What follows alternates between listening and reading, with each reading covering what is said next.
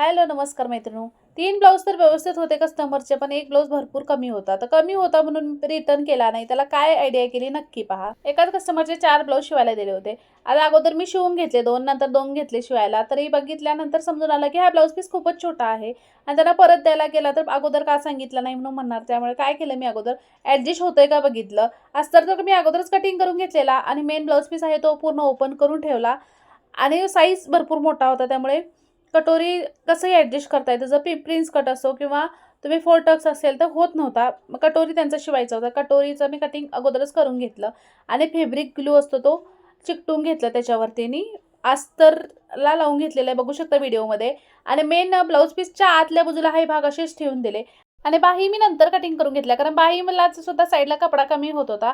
आता गळ्याच्या सेंटरमध्ये जो कपडा उरतो पूर्ण पाठीमागचा भाग तयार झाल्यानंतर गळ्याच्या सेंटरमध्ये जो कपडा उरतो तो मी बाहीच्या साईडला जोडला होता. कमी होत होता त्यासाठी इथं मी बाही कटिंग करून घेतल्या नव्हत्या अगोदर. आता मेन जो कपडा आहे तो मी जसा आहे अस्तरचा भाग त्याच पद्धतीने कटिंग करून घेतला आणि हे फॅब्रिक ग्लू थोडा लावल्यानंतर थोडा वेळ वेट करायचा आणि त्यानंतर कटिंग करून घ्यायचं सुकल्यानंतर. 2 फायदा होऊ शकतो. एक तर तुमचा वेळ वाचतो आणि परत शिलाई मारायला टाईम लागत नाही बघा. दोन्ही भाग एकत्र जॉईन झाल्यामुळे. तर तुमच्याकडे सुद्धा ब्लाउज पीस कमी होत असेल तर ही आयडिया नक्की वापरू शकता. फॅब्रिक ग्लूच्या मदतीने तुम्ही मेन ब्लाउज पीस आणि अस्तरचा भाग जोडून घेऊ शकता. आता हा ब्लाउज शिवल्यानंतर कसा दिसतोय मी पुढच्या व्हिडिओमध्ये दाखवते.